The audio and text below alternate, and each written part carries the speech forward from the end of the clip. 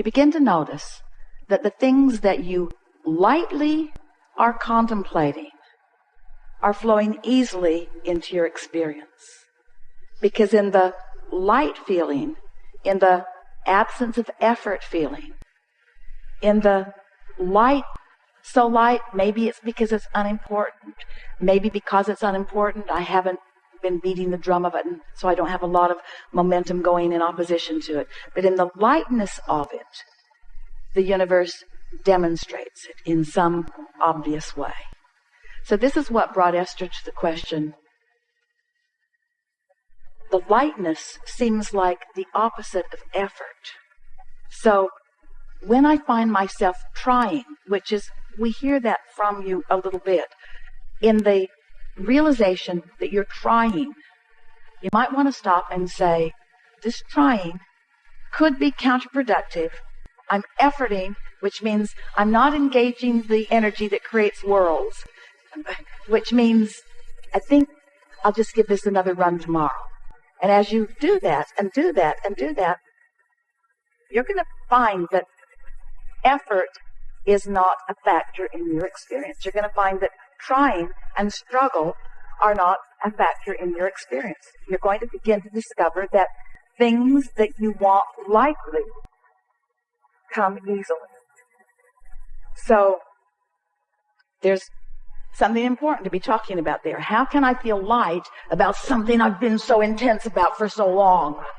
And we say, by giving it a rest. By giving it a rest. By focusing on some other things for a while. Or by getting as general about it as you can. And things just work out. They just work out. Funny thing to hear from someone who's teaching you about deliberate creation. Deliberate creation. Deliberate creation is about tuning your frequency. Deliberate creation is about feeling your emotions and knowing what they're telling. Deliberate creation is about understanding the relationship between who you really are and what you really want and what you're doing right here and now. Deliberate creation is about chilling out so that there's no resistance and then focusing. It's about tending to the frequency first and then applying the thought. Oh, all right now. Abraham, you said that I think and then I feel. So, are you actually taking thought back to the element of frequency? Yep. Can you find a frequency without a thought? Can you feel the frequency of love? Can you feel the frequency of love? Now, don't get carried away about who you love or who you loved or anything like that. Just feel the frequency of love. Can you feel the frequency of love? Can you feel the frequency of enthusiasm? Can you feel the frequency of fun? So, it's possible to feel a frequency by interpreting it through emotion in a sort of thoughtless place.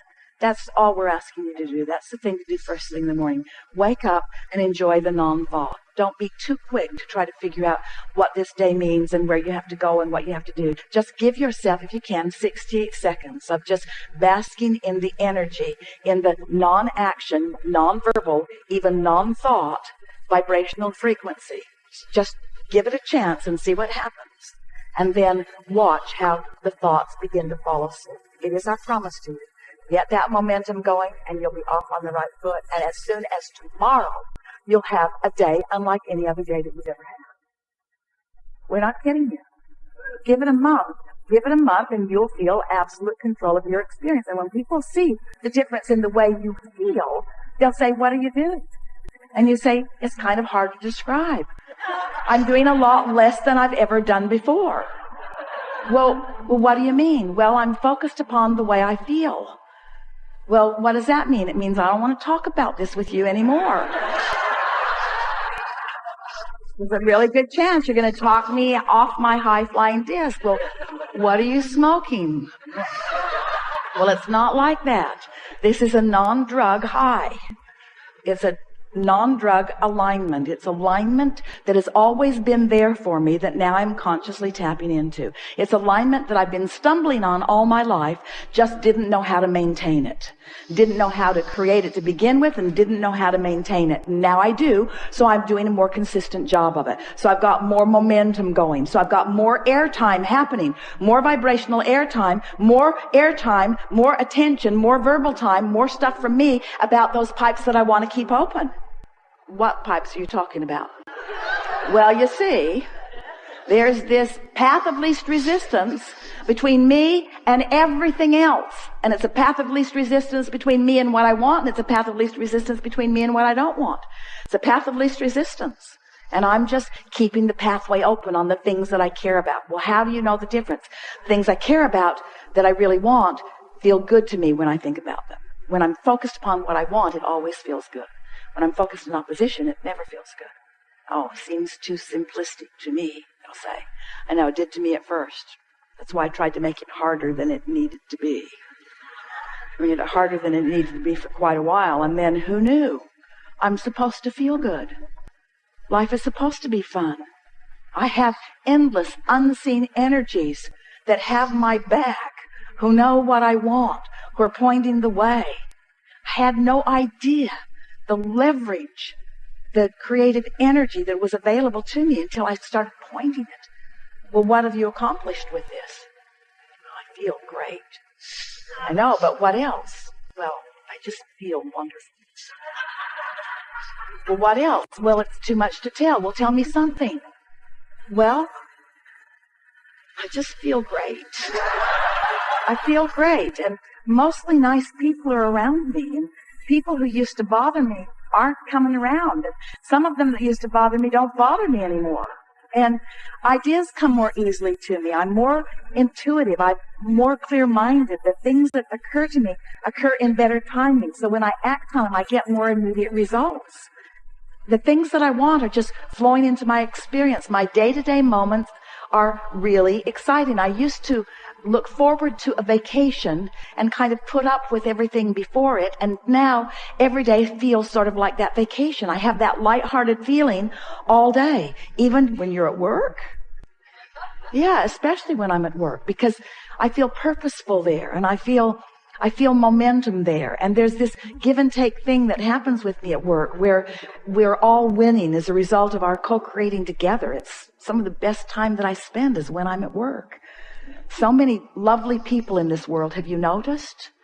Well, not so much. I haven't noticed that so much. Well, that's because I'm on my high-flying disc. I know that's what... Well, now, tell me about this stupid disc. How did you get on this high-flying disc?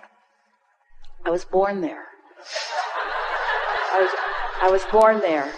I talked myself out of it with a lot of help from others who had forgotten about it too. But no, I mean, how did you get on it today? Well, I thought you'd never ask. Well, this morning when I woke up, I just thought happy thoughts.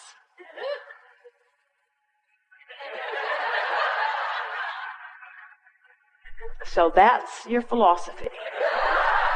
You just think happy thoughts. Yeah? I stopped watching television for the most part. There's some shows I really like that I'm recording and watching, fast forwarding through all the commercials, which means television won't be around for long because just think happy thoughts. Hang around with people who feel good mostly. Think of reasons to feel good. But mostly, I just get up looking for a reason to feel good and almost always find it immediately. And then I milk it. Some people will think that it's too simplistic, but as you begin to demonstrate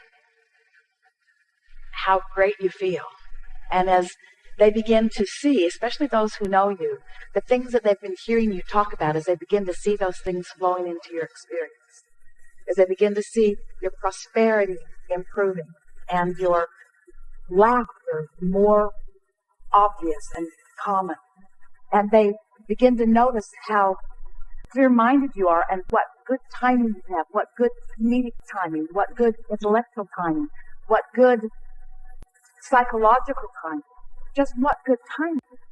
it's going to be so noticeable. You are going to be such powerful demonstrators of those who have accessed and harnessed and directed the energy that creates worlds, that a sort of euphoric feeling of joyful invincibility is going to be yours, to the point that when people point out even the most serious seeming from their perspective of problems, you're going to stand solid in your knowing of all is wellness, and you're going to support them in the same way that Source supports you, by not freaking out because they have chosen a lower flying disc. And before you know it, you won't freak out when you find a lower flying disc either. You'll understand how it works. You'll understand that, this is just a step one moment, and that's all part of the process. I'm predominantly now, for the first several years of my life, I was predominantly in step 3, because I was born that way. Then those around me began insisting that I become more accountable, which meant try to compensate for their inability to stay on their disc. We hope you heard that in the way we meant it. So then I had sort of a rough ride for a while, where I was having predominantly step 1 moments. What are step 1 moments? Contrasting moments where I know what I don't want, so I know what I do want. I know what I don't want, so I know what I do want. So I was asking for quite a few years of my life. I was predominantly doing step 1 moments, stumbling accidentally into alignment, but not really knowing what I was doing. But it was a good plan, because during that step 1 phase of my life experience, all of you have passed through that now, I filled my vortex with all kinds of specifics that matter to me. And now you're in the step 3 phase of your life experience, where now, getting on the high flying disc, that's your work, that's your work, that's your work, that's your work, that's your work. So I'm done, Abraham. I'm not going to create any more. Oh no, because you're not going to stay on the high flying disc. You're going to dip. You're going to still have step 1 moments, but you're predominantly going to be giving step 3 moments. Occasional step 1 moments, because you can't not expand. You want to continue to clarify, but predominantly step 3 moments. You see what we're getting at? How can I assure predominant step 3 moments? By making sure every day at least starts there. And if we have done the best sales job that we have ever done about anything, we've convinced you to at least give it a go, to at least try to see what happens. And we would so love a repeat of this gathering with these identical, magnificent beings 30 days from today, to hear from you what has happened since you have found and established and maintained and enjoyed and understood what it feels like to be on that light-hearted, good-feeling, high-flying disc.